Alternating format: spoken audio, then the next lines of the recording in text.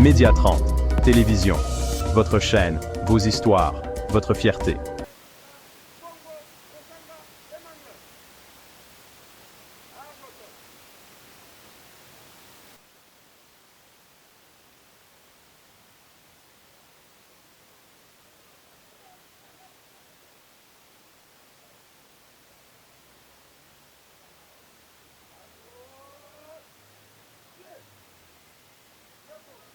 Excellence, Monsieur le ministre, c'est pour moi un grand honneur de prendre la parole pour vous accueillir au nom de toute la population de Sénégal à l'occasion de votre visite officielle dans notre commune.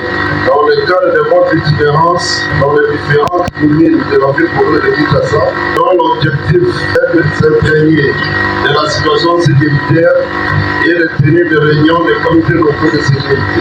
En vulgarisation du décret numéro 22 24 du 6 décembre 2022 qui a pour but de mettre en application effective du décret portant comité professionnel de sécurité et comité local de sécurité. En effet, Excellence, Monsieur le ministre, c'est aujourd'hui le tour de la commune de Sénégal de vous accueillir et de vous souhaiter la bienvenue avec toute la délégation qui vous accompagne. Excellence, Monsieur le ministre, la commune de Sénégal, dont la superficie est de 23 km², n'a que 213 policiers, dont un certain nombre est inactif, avec un total de 65 armes. En fait, avant l'État pour un total de 767 670 habitants. Cela nous donne un ratio de 3642 personnes pour un policier. Tandis que la loi stipule que pour un policier, il faut 300 personnes. Excellence, Monsieur le ministre. Voici comment se présente la situation des effectifs et de logistique de la police de Sénégal. Dans cela ne tient, malgré les difficultés et les réalités sur le terrain, la situation précaire et chaotique.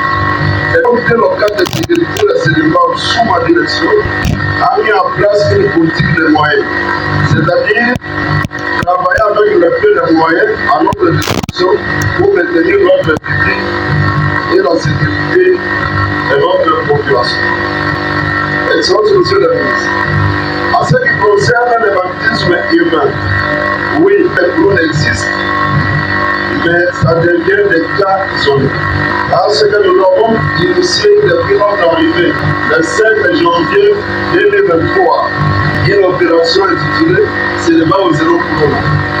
Cette opération continue à être une réussite totale grâce à l'organisation de l'Union foraine. Ils ont abouti à des condamnations publiques. Certains condamnés purgent actuellement leur peine dans les différentes prisons au moment où nous parlons.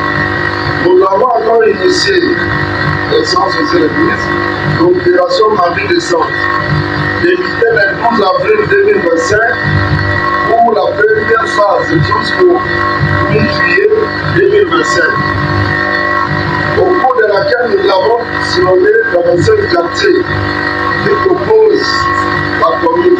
L'objectif de cet exercice était d'initier des échanges directs avec la population de l'OTAN et de forces civiles des différents quartiers. La population a été sensibilisée sur la sécurité, l'environnement et l'assainissement. À la même occasion, nous avons aussi écouté la population de Sélémbao sur les questions sécuritaires, pour essayer de réfléchir ensemble, pour voir comment trouver des voies et moyens pour pouvoir réduire l'insécurité dans la commune de Sélémbao, et cela avec un accent particulier dans le quartier Eradi, Badiadingi et Ngobila. Vous avez eu toutes sortes de plaintes. Quelles sont vos impressions?